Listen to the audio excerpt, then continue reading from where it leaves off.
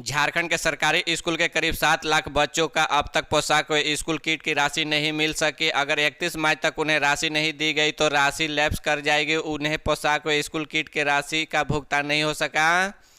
अभी भी 80% करीब ही बच्चों का पोशाक व स्कूल के किट के राशि का वितरण किया गया। स्कूल शिक्षा एवं शिक्षा विभाग द्वारा लगातार निर्देश देने के बाद भी सभी बच्चों का अब तक इसका लाभ नहीं मिल सका।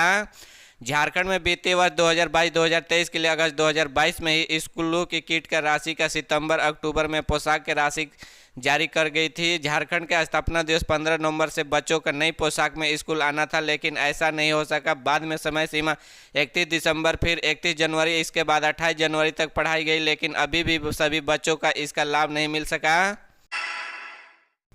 झारखंड विधानसभा के बजट सत्र दूसरा चरण का आगाज हुआ। सत्र शुरू होने के साथ ही विपक्ष हंगामा शुरू हो गया। पूरे सदन में सिर्फ नियोजन नीति को लेकर विपक्ष की आवाज गूंजी तो सदन के बाहर भी बीजेपी नेताओं ने हाथों में तख्ती लेकर जमकर प्रदर्शन किया।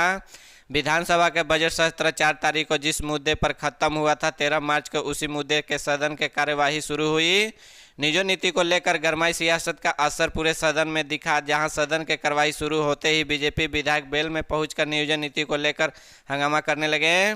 इस दौरान विधानसभा अध्यक्ष विपक्षी नेताओं के बार बार अपनी सीट पर जाने के लिए कहते रहे, लेकिन बीजेपी के तमाम विधायक सरकार के खिलाफ नारेबाजी करते रहे। झारखंड विधानसभा के कार्यवाही शुरू होने से पहले भी सदन के बाहर सत्ता पक्ष विपक्ष एक दूसरे पर हमलावर दिखे। जहां विपक्ष ने सरकार पर नियोजन नीति को तहत युवाओं के धोखेबाजी का आरोप लगाया, तो वही सत्ता पक्ष में मंत्रियों ने बीजेपी पर पलटवार किया। भानु प्रताप शाही ने सूचना के तहत सदन में सरकार का ध्यान आकृष्ट कराते हुए कहा कि महंगाई बढ़ी है। दिल्ली में विधायकों को जो सुविधा और वेतन मिलता है वह सुविधा यहाँ के विधायकों को भी मिलना चाहिए। अमित मंडल के भाषण के बाद स्पीकर ने कहा कि आपको बातों के सत्ता पक्ष ने शांति से सुना है, वह खुद वित्त मंत्री ध्यान से आपकी बातों को सुन रहे, तो उम्मीद है कि आप भी सरकार के जवाब का उसी तरह सुनेंगे। भाजपा विधायक अमित मंडल ने बजट पर वाद विवाद के दौरान सरकार के नीति से जुड़े वादे पर सवाल खड़े किए।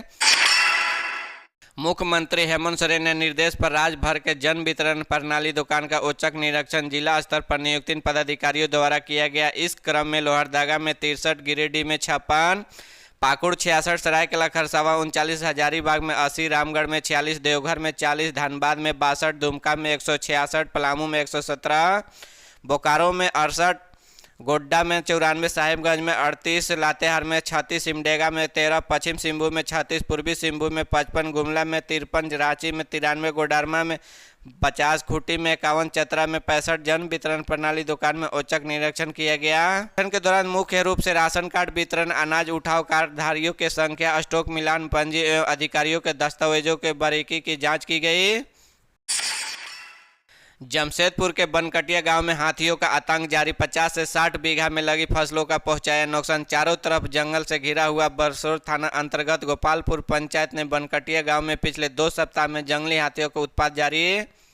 इस दौरान हाथियों ने 50 से 60 बीघा के तैयार होती फसल को पूरी तरह से बर्बाद कर दिया है। वही करीब 20 बीघा में लगे करेला के खेती के बर्बाद कर दिया है। रविवार के रात भी ग्रामीण ने हाथियों के क्षेत्र के भागने का प्रयास किया। इसी दौरान हाथियों का जंगल के रास्ते पश्चिम बंगाल के सिंह जंगल भेजने का प्रयास किया, लेकिन चिड़चिड़िया गाँव के पास ग्रामीणों द्वारा पटाखे फोड़ जाने के हाथियों का झुंड पुनः वापस बनकटिया जंगल आ गया। इस क्रम में खेत के तैयार होती फसलों के हाथी खा गए।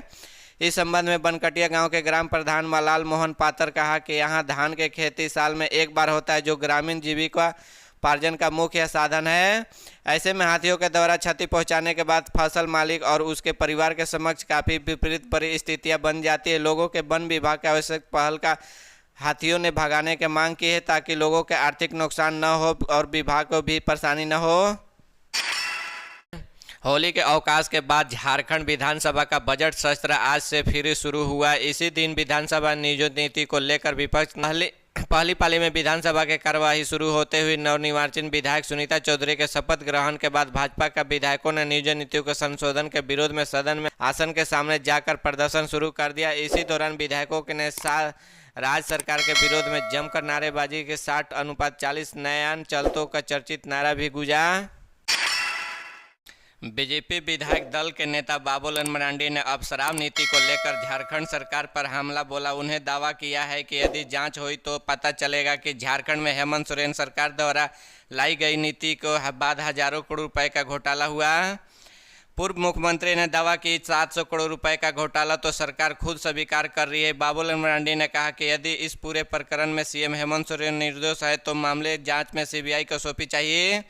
बाबूलाल मरांडी ने ट्वीट करके उपरोक्त बताते कही कि इससे पहले बाबूलाल मरांडी ने वाराणसी में दिल्ली में मंत्री सिसोदिया को गिरफ्तारी पर प्रक्रिया की थी।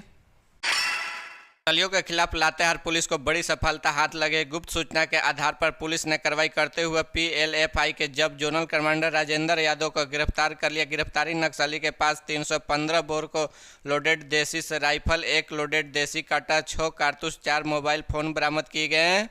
मिली जानकारी के अनुसार लातेहार एसपी अंजनी अंजन को गुप्त सूचना मिली थी। पीएलएफआई के सब जोनल कमांडर किसी घटना को अंजाम देने के खिलाफ मनिका थाना क्षेत्र के डोकी इलाके में है।